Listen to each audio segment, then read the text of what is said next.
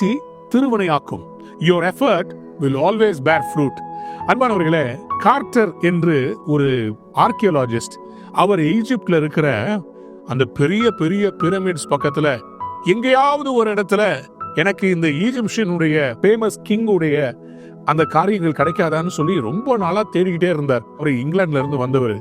அவர் கூட இருந்த ஆராய்ச்சியாளர்கள், புதை பொருள் ஆராய்ச்சி ஆர்கியோலாஜிஸ்ட் எல்லாம் சொன்னாங்க, ஐயா வேண்டாம் விடுங்க, let's go to England, back home போலாம் வாங்க.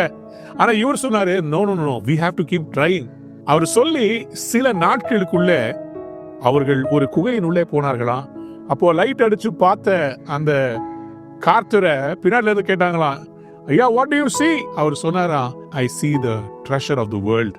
ஆம் பிரியமானவர்களே, டுட்டுன் கமும் என்கிற புகழ்பெற்ற எகிப்திய பார்வோனுடைய கல்லறையை தான் அவர் கண்டுபிடித்திருந்தார்.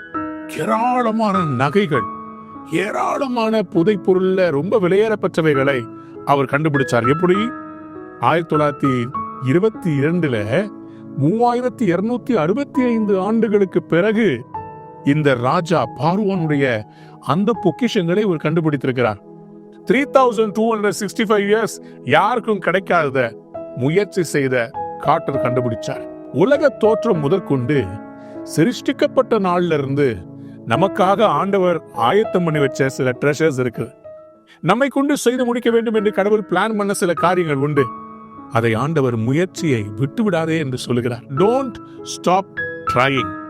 Your effort will be fruitful.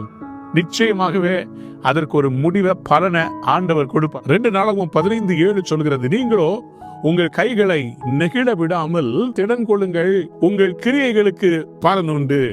ஆம் பிரியமானவர்களே, don't let your hands become weak. Surely there is a fruit for your labor. There is a fruit for your efforts. நிச்சயமாக அந்த பிசினஸ் விட்டுறாதீங்க, அந்த வேலையை விட்டு தாவாதீங்க, அந்த குடும்பத்தை விட்டு ஓடிடாதீங்க. சும்மா வீடை மாத்தி அந்த வீடு இந்த வீடு ராசி இல்லை, அந்த வீடு சரியில்லை, இப்படியே மாத்திக்கிட்டு இருந்தா எந்த வேலையில எந்த வீட்டுல எங்கதான் நிலைக்கிறது? முயற்சி செஞ்சுக்கிட்டே இருங்க, நிச்சயமா பலன் கிடைக்கும்.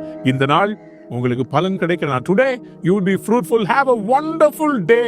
Your effort will not be a waste. முயற்சி திருவினையாக்கும்.